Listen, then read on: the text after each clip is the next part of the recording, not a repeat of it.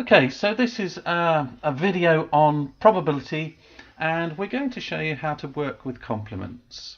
Now this is a useful technique because it makes life a lot simpler for a lot of questions. And it's based on the idea that when you have the probability of something, say the probability of rolling a 6 on 4 dice, if the question says, well, what's the probability of rolling at least 4 sixes, then you're going to have to work out lots of separate things and do lots of calculations. Whereas if you just reversed, if you like, the problem and say, well, how about if I just say, what's the probability of never getting a 6? The calculation there might be a lot easier. And so working in that kind of negative way, we call it the complement, is often a more sensible way to proceed. Now I'm going to show you what I mean. We'll warm up to our dice example, I think, and we'll start with a couple of marksmen. Now in this example, what I'm going to show you is something that will just make life a little easier rather than what we'll do with the dice example, which is show you how it's almost essential sometimes that you realize the importance of working with complements. Okay, so we've got two marksmen.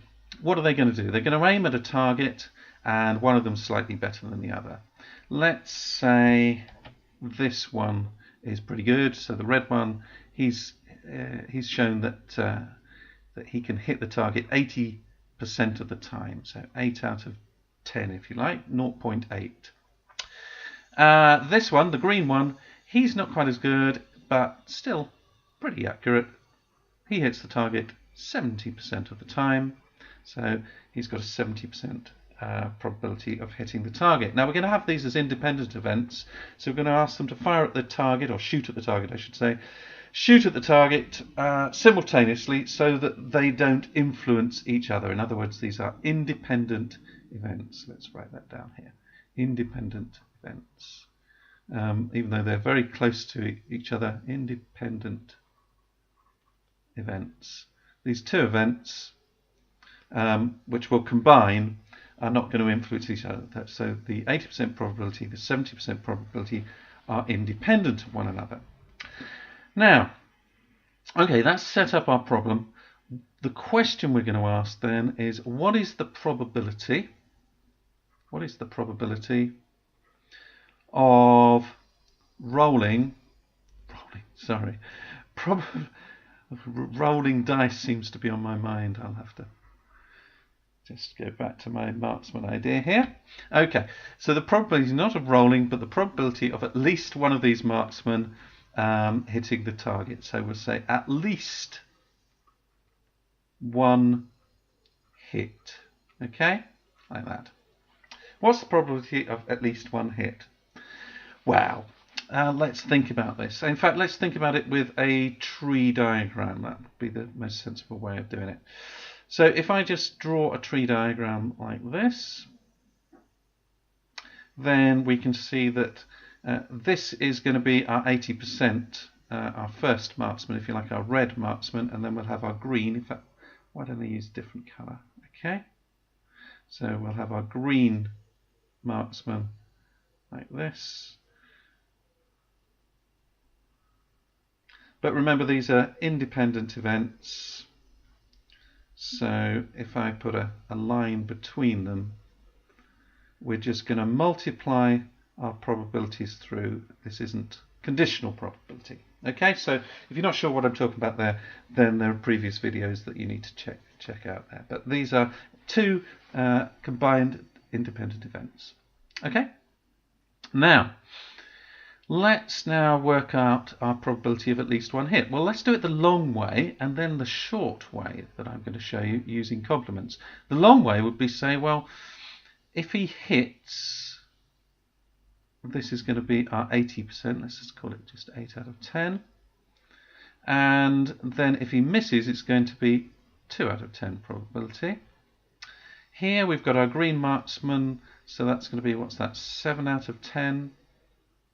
If he hits, but if he misses, it's going to be 3 out of 10. Okay, so this is going to be a miss. Now, both of these fit our criteria. Okay, probability of at least one hit. So 2 hits is fine. So we'll count that one. We'll say this one as well, because a hit and a miss, that's 1.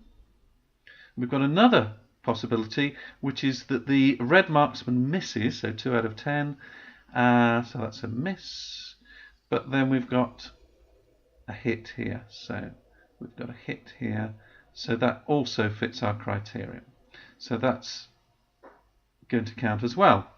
Now what this means is we're going to have to do 3 calculations and add them together, because it could be both hit, or it could be hit then one misses, or it could be this one misses and then this one hits. So we're going to multiply our probabilities, remember, across as we go along the branches across these pathways, but when we've got, in this case, 3 options, then we're going to add those together. So how are we going to do that?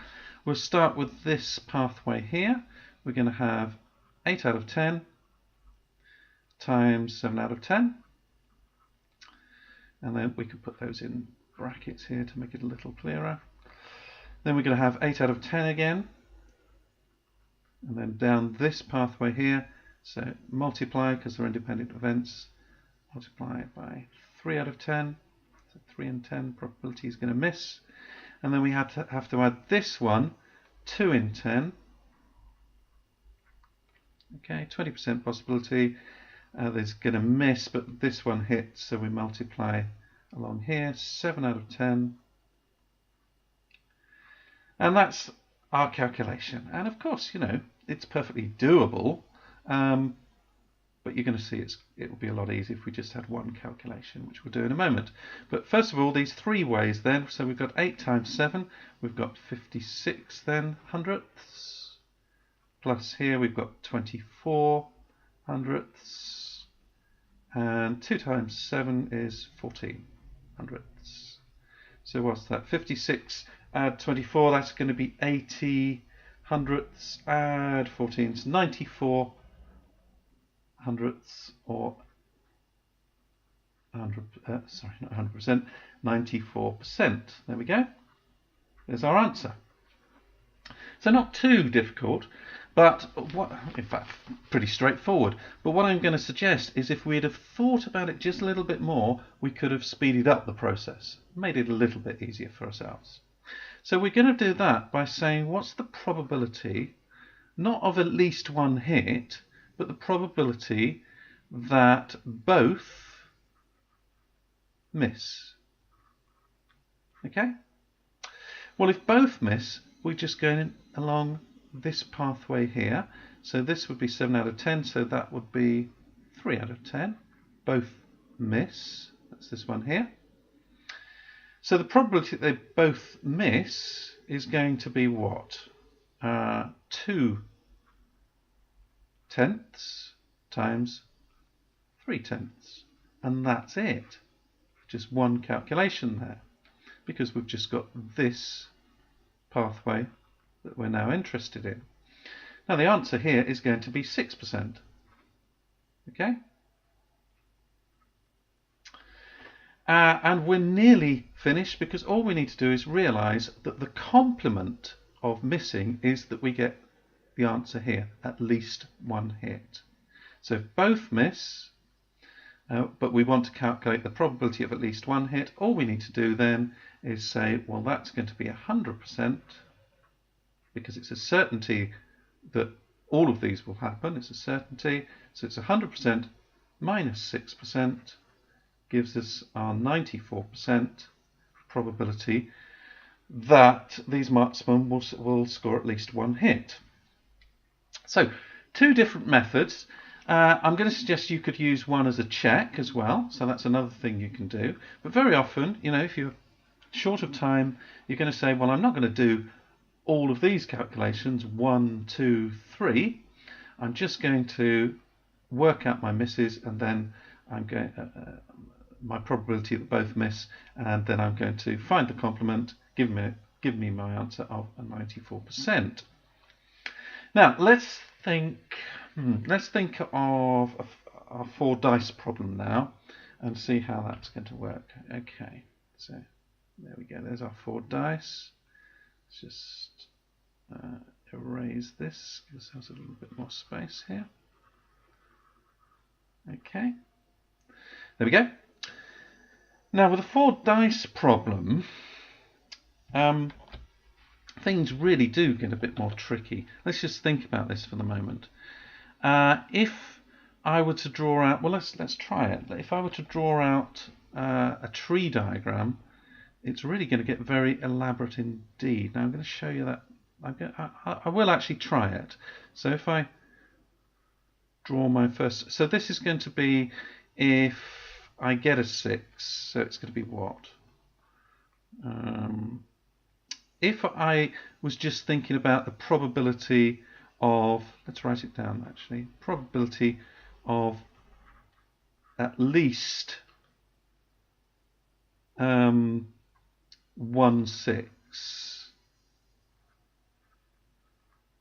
Okay, then it's going to be a 1 in 6 probability that will happen on the first go, right?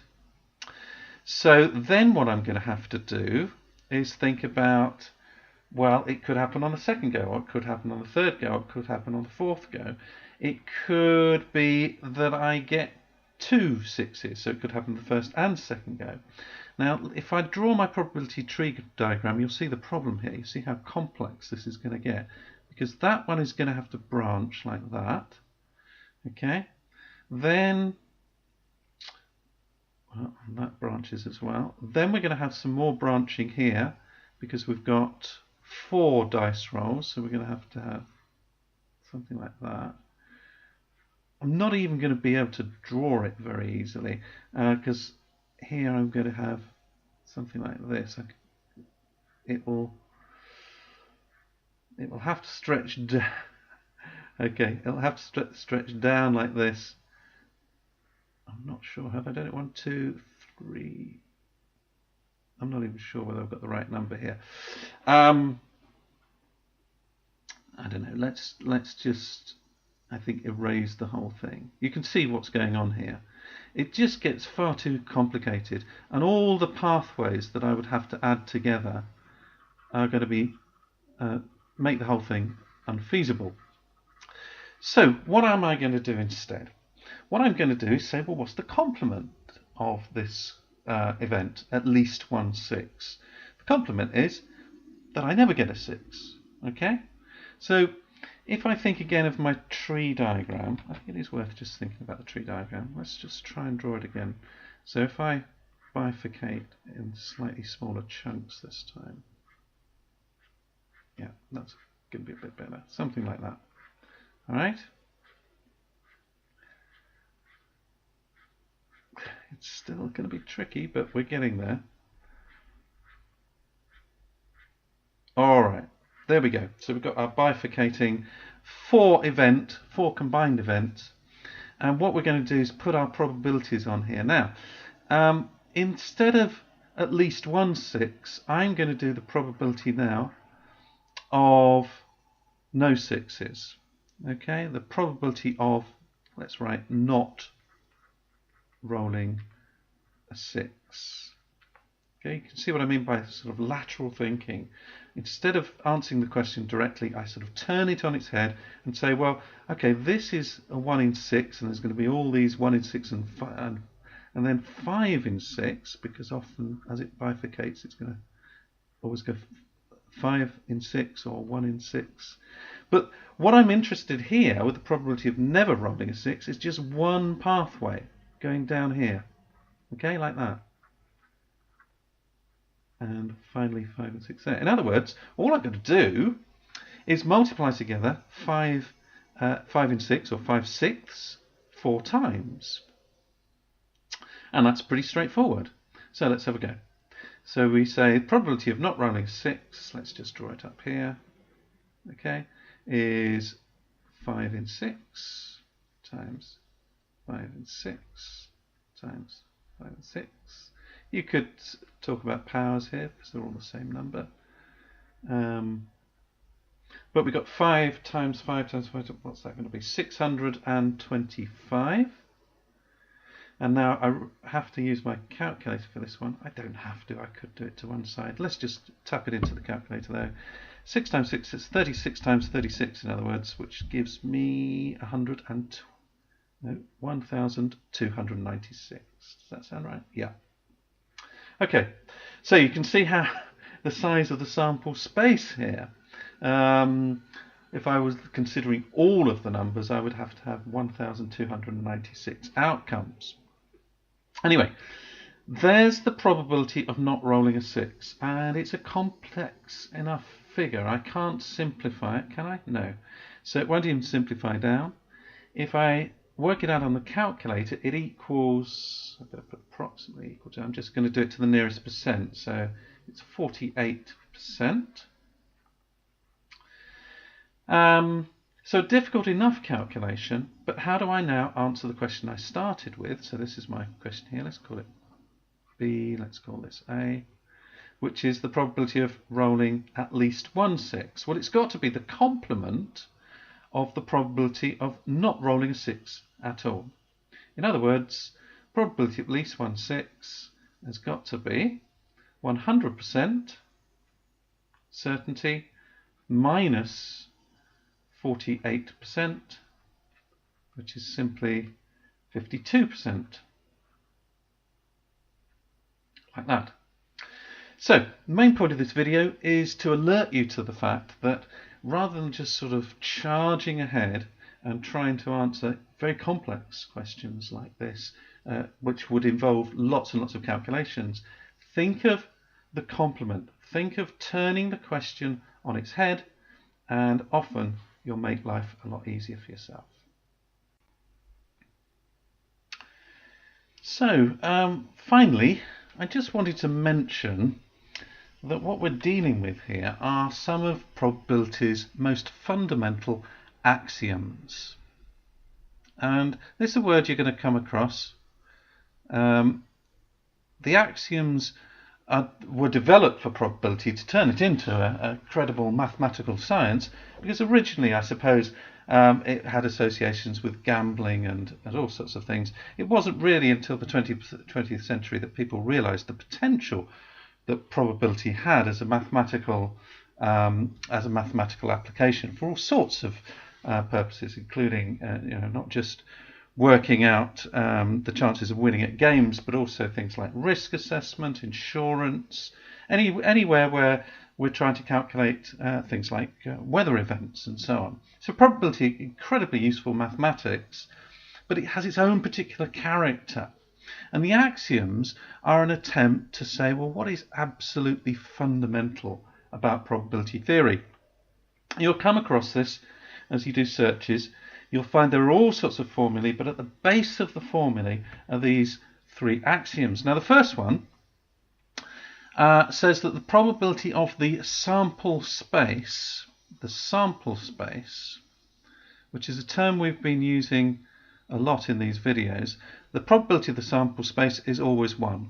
And all that is saying is that the sample space is a listing of all possible outcomes,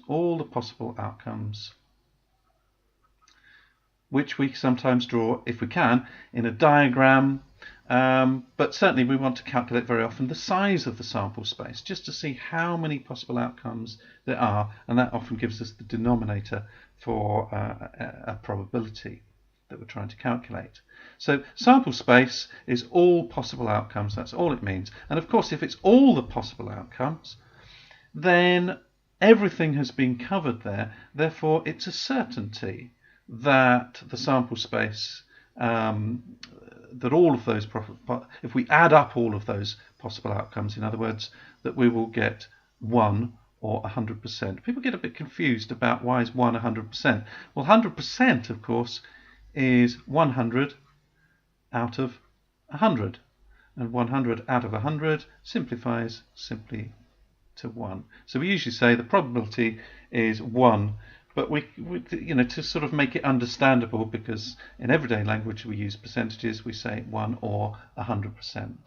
So probability of the sample space has to be, of course, because it's the universal set, has to be 1 or 100%. Let's have a look at the second axiom. Second axiom here, which is very fundamental, is, again, looks complicated, but actually saying something very simple. All it's saying is that the probability of any event, so this is an event, which we're just symbolizing as A, so any event that we can think of, the probability of that event has to lie somewhere between 0, which would mean the event would be impossible, just couldn't occur, so 0 probability, and 1, which would mean certain. So it's certain to occur. 1, remember, is 100%. So all probabilities lie somewhere on what's sometimes called this, is sometimes diagram. I don't know how to say that word, but it's sometimes given a diagram that they lie somewhere on this continuum between impossible and certain. And because impossible is 0 and certain is 1, you never get probabilities that are negative.